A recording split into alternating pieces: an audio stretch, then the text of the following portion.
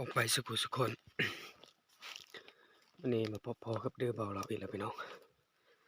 กับวิถีชีวิตแบบโบราณเนาะวันนี้ข้าเจ้ามาใส่กับดักหนูใส่เม่น10 ไปหลักแล้วค่ะกับอีกเสาไปมาลุ้นมาเบิ่งนำกันว่าสิมันหรือบ่มันเนาะพี่น้อง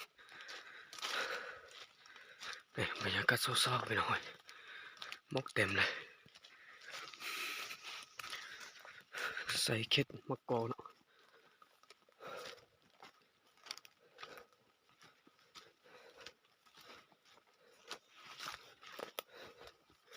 มาเบิ่งมาลุ้นนำกันว่าสิถึกสิมันหรือบ่มันเนาะ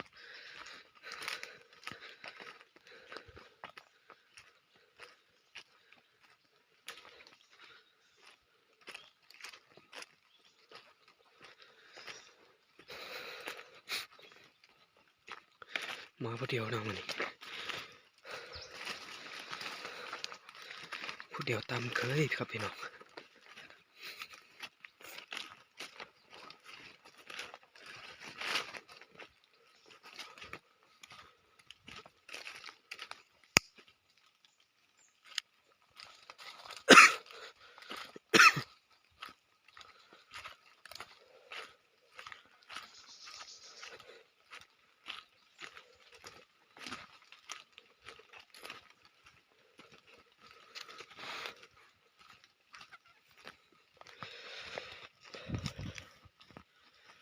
บรรยากาศเศร้าๆพี่น้อง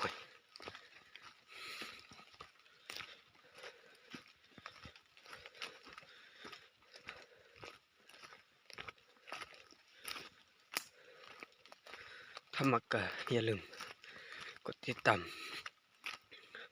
กดไลค์กดแชร์ให้ดื้อบอกเราได้เลยพี่น้องเพื่อเป็นกำลังใจในการเฮ็ดคลิปต่อๆไปเนาะพี่น้องเลยนี่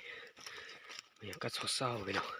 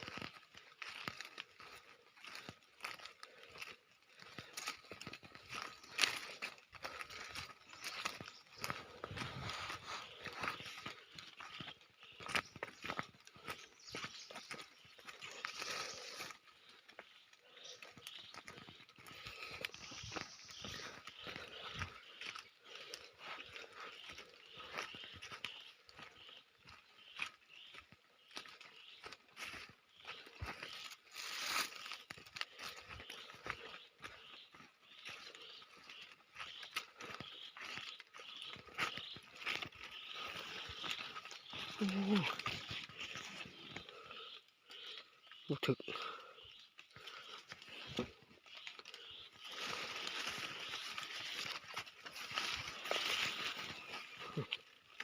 คัดแล้วพี่น้องโอ้ยตายห่อเลย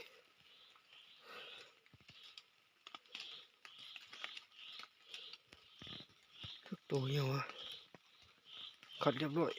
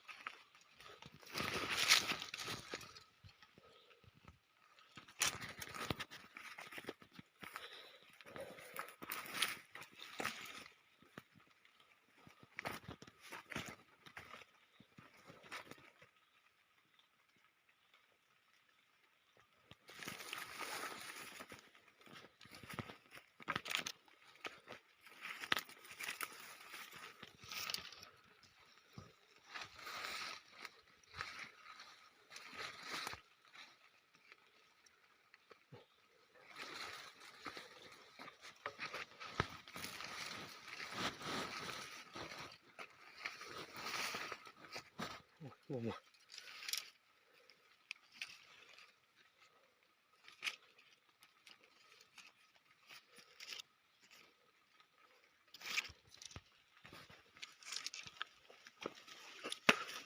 ไปต่อครับพี่น้อง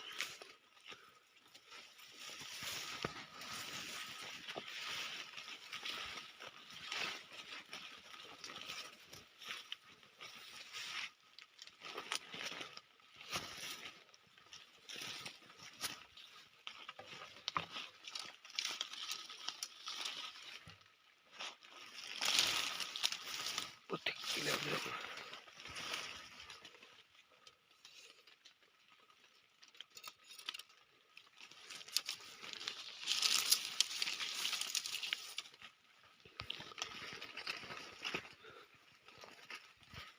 นี่บรรยากาศเศร้าๆพี่น้อง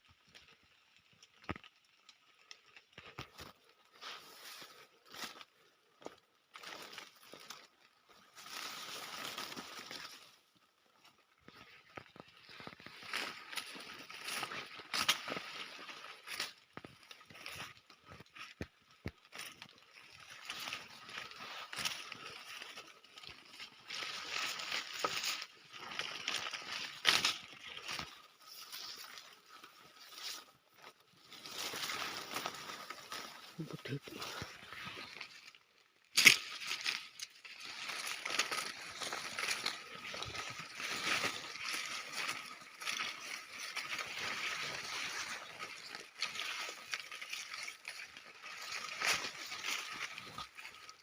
โอ้ยปุ๊บถึงเลย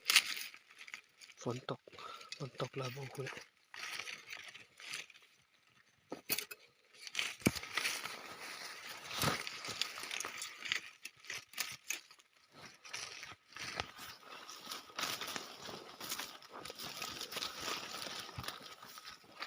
นี่ปุ๊บถึงนี่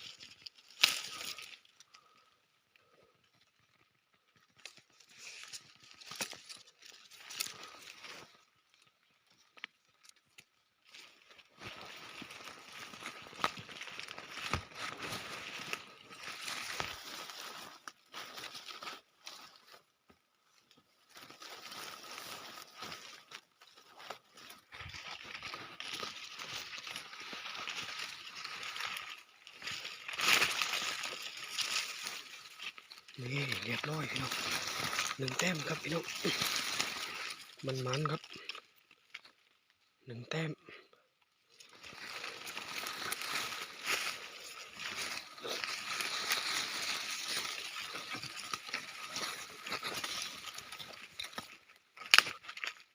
ครับพี่น้องครับมัน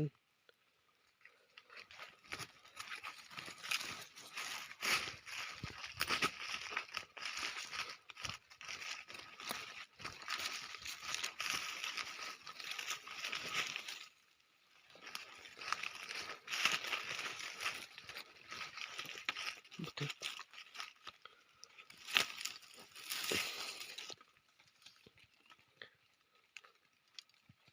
โอ้ยผัก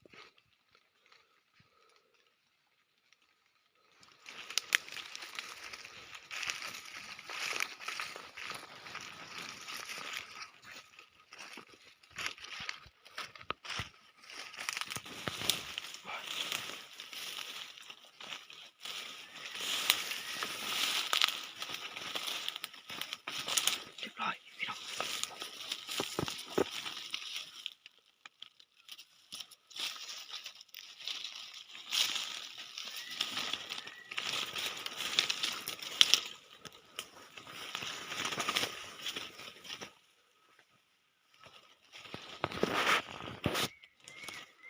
เรียบร้อยครับพี่น้อง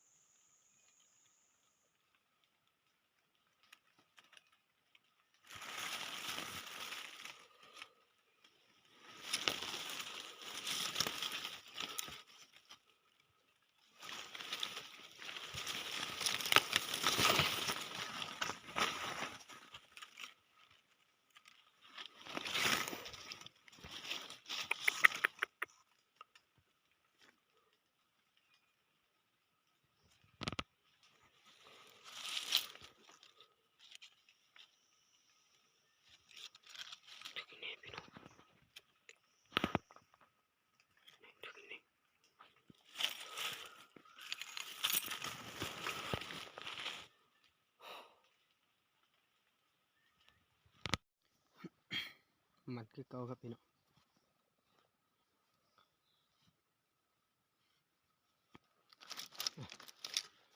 ดักเม็ด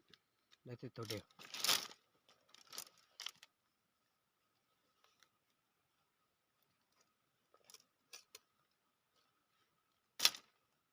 หนูใหญ่ครับพี่น้อง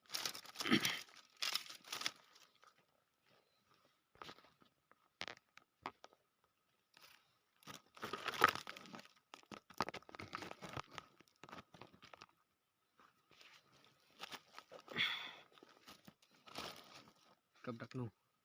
จะได้จากโตแล้ว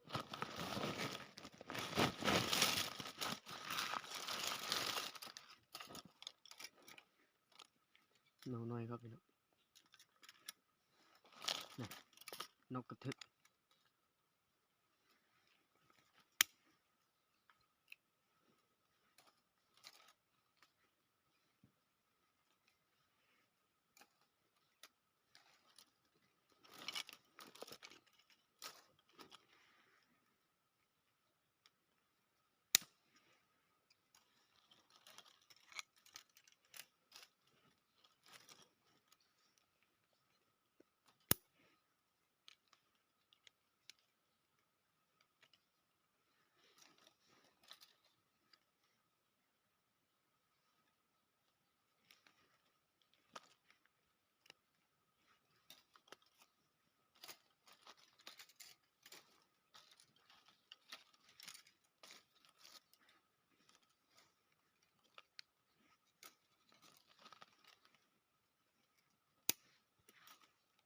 โอ้1 2 3 4 5 6 7 8 9เต็มครับพี่น้องนกกระทึก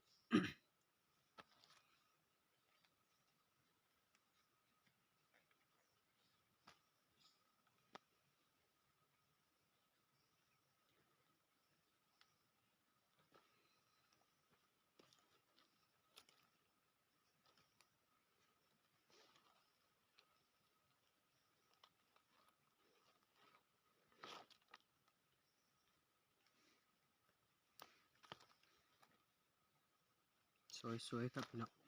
นี่นก